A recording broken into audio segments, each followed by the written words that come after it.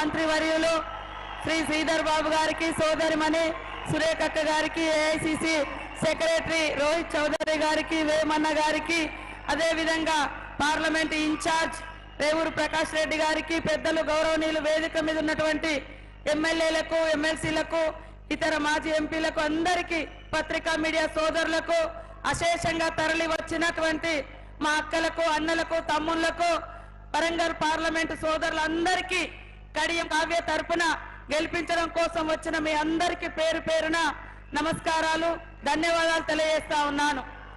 ఈరోజు దేశంలో కాంగ్రెస్ రాబోతుంది. అదే భయం పట్టుకున్నటువంటి మోడీ మొన్నటి దాకా మోడీ గ్యారంటీ అని జబ్బలెగరే చెప్పినటువంటి మోడీ మళ్ళా నిన్నేమంటాడు, మోడీకా గ్యారంటీ అంటాడు. మోడీకా గ్యారంటీ అని వాళ్ళొక మరి ఏదో సంకల్ప పత్రాన్ని కొన్ని గ్యారంటీలు తీసుకొచ్చారు. ఆ సంకల్ప పత్రాలు కూడా ఎవరు నమ్మే పరిస్థితి లేదు. కాంగ్రెస్ అంటేనే గ్యారంటీ, కాంగ్రెస్ మాట ఏదైతే చెప్తారో అది తప్పక చేసి తీరుతున్నటువంటి నమ్మకం ప్రజలలో ఉంది. కాబట్టి ఇప్పటికే జరిగినటువంటి పార్లమెంట్ ఎన్నికలలో కాంగ్రెస్ కు మొగ్గు ఉంది, గెలవడానికి 100కు 100% ఉంది అని తెలిసి ఒక దిక్కు పాకిస్తాన్ అంటాడు, లేకుంటే ముస్లిం హిందూ అంటాడు. అది లాస్ట్ కి ఇప్పుడు ఏమంటాడు, కాంగ్రెస్ వస్తే ఆడోళ్ళ మీద పుస్తలు గుంజుకపోతారు అంటారు.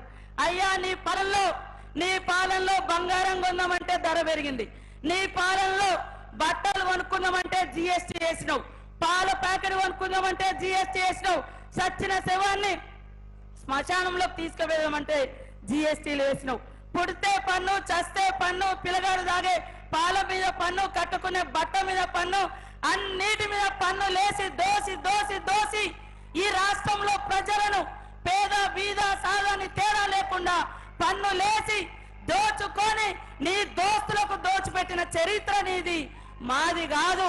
పేదోళ్ళు బతకడం కోసం, పేదింటి బిడ్డలకు ఉపాధి కల్పించడం కోసం 100 రోజుల పని చట్టాన్ని తెచ్చింది. ఈ దేశంలో లక్షలాది ఎకరాల భూములు పంచి ఆత్మ గౌరవాన్ని ఇచ్చింది కాంగ్రెస్.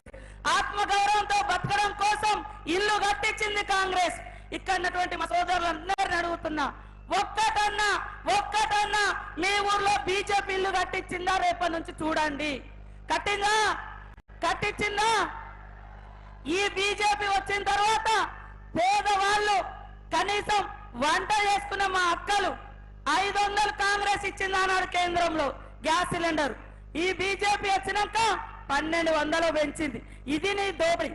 ఈ రోజు మరి 2 కోట్ల ఉద్యోగాలు ఇస్తా అన్నావు, కనీసం ఉద్యోగాలు ఇవ్వడం దేవుడెరుగు. కాంగ్రెస్ ప్రభుత్వం నెహ్రూ కాలం నుంచి ఈనాటి వరకు తెచ్చినటువంటి ప్రభుత్వ రంగ సంస్థలు, ప్రభుత్వ ఉద్యోగాలన్నీ కూడా నీ దోస్తులు ఆదాని అంబానీలకు దోచిపెట్టి కంపెనీలని వాళ్ళకు దోచేసిన చరిత్ర నీది, మాది కాదు. కాబట్టి ఇక్కడ దోపిడీ దొంగలు అంటే బీజేపీ ప్రభుత్వం. ఇప్పటిదాకా దోచుకునే సరిపోదని ఇంకా దోచుకోవడం కోసం 3వ సారి కావాలని అడుగుతున్నారు. కాబట్టి ఇక్కడటువంటి సోదరులు ఒక్కటే అడగండి, మీ ఊర్లో సెంట్రల్ గవర్నమెంట్ నుంచి ఉద్యోగాలు ఎంతమందికి వచ్చినాయి, ఉపాధి ఎంతమందికి వచ్చింది? లాస్ట్ కు కాంగ్రెస్ ఇచ్చినటువంటి 100 రోజుల పనిని కూడా ఇవాళ 42 రోజులకు తగ్గించి కనీసం కూలి కూడా పడకుండా చేసినావు. రేపు కాంగ్రెస్ కేంద్రంలో వస్తుంది, ఖచ్చితంగా 100 రోజుల కూలీలకు 400 పెంచుతా అని రాహుల్ గాంధీ గారు మాట ఇచ్చారు. ఇప్పటికే రాష్ట్రంలో ఇచ్చిన